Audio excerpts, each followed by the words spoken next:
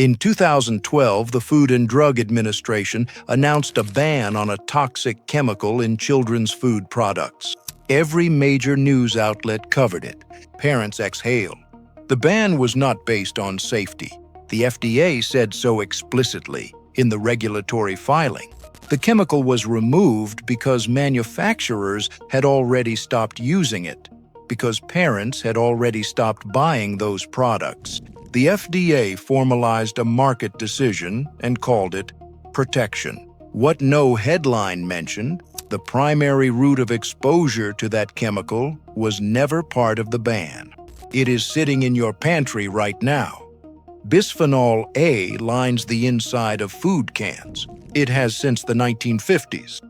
In 2003 and 2004, the Centers for Disease Control and Prevention found it in the urine of 92.6% of Americans tested, every age group, starting at 6 years old.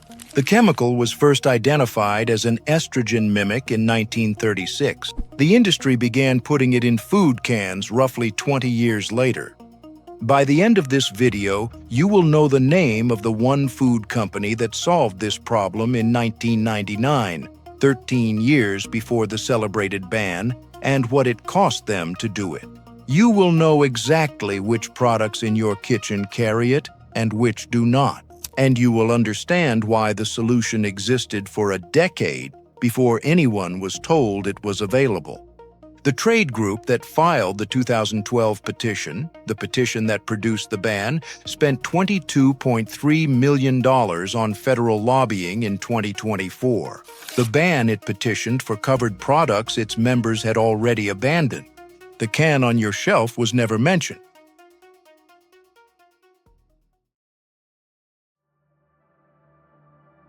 Bisphenol A works in the human body because its molecular structure is close enough to estradiol, the primary natural female sex hormone, that it fits the same receptor sites. The body cannot distinguish between the signal and the counterfeit. This matters because the endocrine system responds to hormones at concentrations measured in parts per trillion. The disruption does not need to be large. It needs only to arrive at the wrong moment in a developing system. A 2022 review published in the Journal of Xenobiotics, conducted by researchers at the University of Beira Interior in Portugal, documented that bisphenol A impairs cardiac excitability through inhibition of ion channels, disrupts calcium handling in heart muscle, induces oxidative stress, and increases risk of atherosclerosis, hypertension, and hypertensive disorders during pregnancy. A study published in the journal Pediatrics found that pregnant women with the highest detectable levels of bisphenol A in their urine were more likely to have daughters who were more aggressive, hyperactive, anxious, or depressed. No effect in boys was found. The exposure window that produced those outcomes was in the womb. In 2008, the National Toxicology Program, a federal scientific body sitting inside the National Institutes of Health, formally concluded there was some concern for effects on the brain, behavior, and prostate gland in fetuses, infants, and children at current human exposure levels. The same year, the FDA released a draft safety assessment concluding bisphenol A was safe. The FDA's own science board rejected that assessment. The board found that the agency had excluded studies by independent scientists and relied instead on studies conducted under industry laboratory protocols. The FDA did not revise its conclusion. Independent academic researchers documented what that split meant quantitatively. One analysis found that 100% of the studies showing significant health effects from low doses of bisphenol A in laboratory animals were funded by government agencies, and 100% of the studies funded by chemical corporations concluded that the same low doses produced no significant effects. Every single one.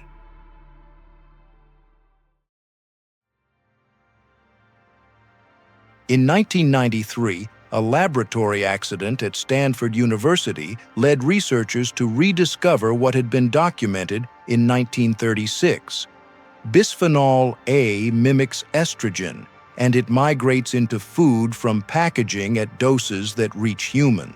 The finding was published, replicated. A body of independent literature accumulated across the following decade.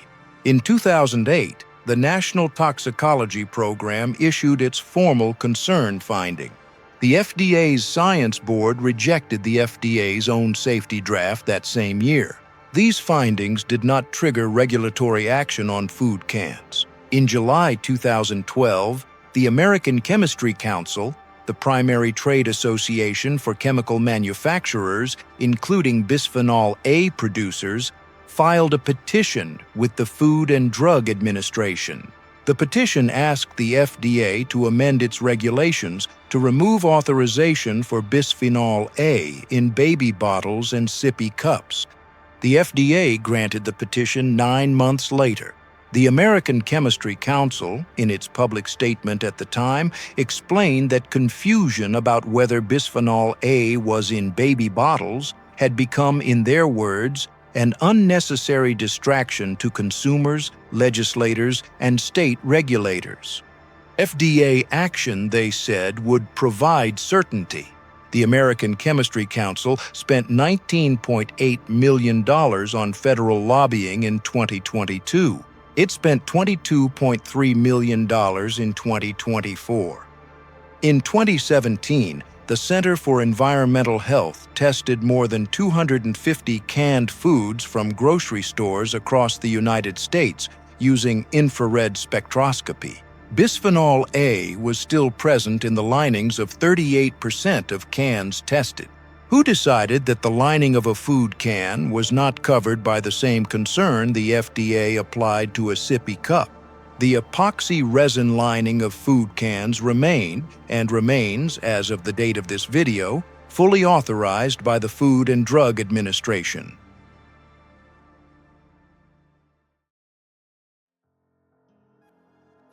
The Can Manufacturers Institute reports that approximately 95% of food cans no longer use bisphenol A-based linings. That figure has appeared in industry communications as evidence of voluntary progress. It sits next to a second figure. 38% of cans tested in 2017 still contained bisphenol A. A 95% phase-out and a 38% detection rate 3 years later are not a contradiction. They are a timeline without a deadline. The compounds replacing bisphenol A in can linings are primarily bisphenol S and bisphenol F. Both are structural relatives. Both retain the molecular groups responsible for bisphenol A's estrogenic activity. In January 2023, the European Chemicals Agency added bisphenol S to its list of substances of very high concern, classifying it as toxic to reproduction and an endocrine disruptor for both humans and the environment. Environmental research published findings concluding that replacing bisphenol A with bisphenol S would likely lead to increased internal exposure to an endocrine active compound. The European Food Safety Authority reviewed more than 800 peer-reviewed studies and in April 2023 concluded that current bisphenol A exposure levels posed a health risk to consumers across all age groups. It lowered its safe daily intake threshold by a factor of 20,000 compared to its own 2015 standard. The European Commission adopted a comprehensive ban on bisphenol A in all food contact materials, including can coatings, on December 19, 2024. The Food and Drug Administration's website reads, as of this video's research window, the available information continues to support the safety of bisphenol A for the currently approved uses in food containers and packaging. You pick up a can of crushed tomatoes. The label lists tomatoes, tomato juice, citric acid, and calcium chloride. It does not list the epoxy coating on the interior surface of the can. Tomatoes are acidic. Acidic foods accelerate the migration of compounds from epoxy linings into food. This is documented in peer-reviewed literature. Neither fact is on the label. A label that reads BPA-free does not specify what replaced bisphenol A. It does not indicate whether the replacement has undergone independent safety evaluation. The label is accurate. The label is also incomplete. The consumer has no way to know. That is not an accident.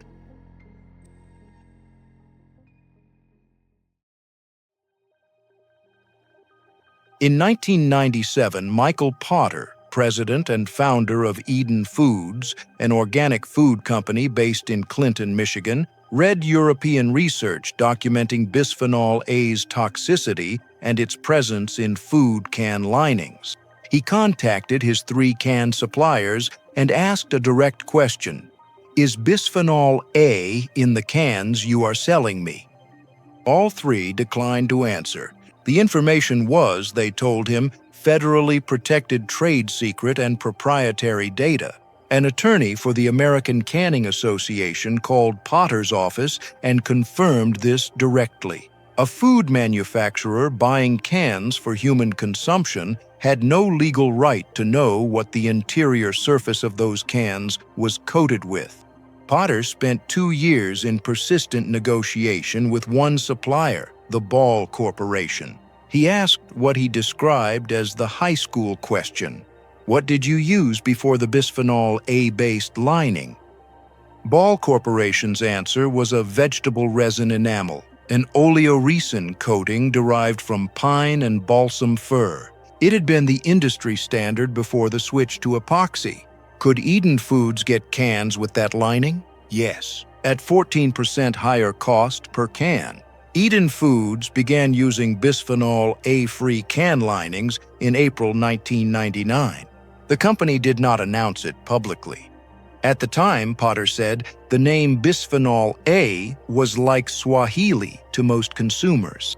Eden continued selling canned beans, refried beans, chili and rice and bean products in bisphenol A-free cans for over a decade before the FDA's celebrated 2012 ban. In silence, because the public had not yet been given the vocabulary to ask the question. The 2012 ban covered baby bottles. It did not cover food cans. Eden Foods had already solved the food can problem 13 years earlier by paying more and asking the question that federal regulators had not required anyone to answer. The practical path is direct. Glass-packed alternatives exist for most staple canned goods. Jarred tomatoes, dried beans, frozen vegetables carry no epoxy lining of any kind. Eden Foods labels its canned products explicitly as free of bisphenol A, bisphenol S, and phthalates. The label is on the can. The Environmental Working Group publishes a regularly updated consumer guide identifying bisphenol A-free brands by product category, available without a subscription. France banned bisphenol A in all food packaging effective January 1, 2015. Japan's canning industry completed a voluntary phase-out by approximately 2003. Following the phase-out, Japanese risk assessors found virtually no detectable bisphenol A in canned foods, and blood levels in the Japanese population declined. The technology to remove bisphenol A from food cans has existed since before it was put there. One company proved that in 1999. The counterargument belongs in this video.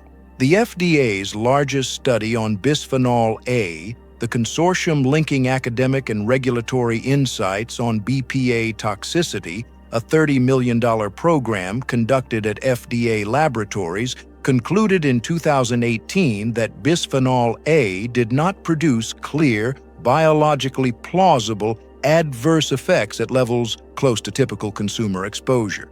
Industry groups cite this study as definitive. Independent researchers who participated in the same program's academic arm published findings showing the lowest dose tested, the dose modeled on actual human exposure, caused changes in brain structure, ovarian function, and cardiac health. Of the 75 health-related endpoints where significant effects were observed across both arms of the study, more than half occurred only at those low doses.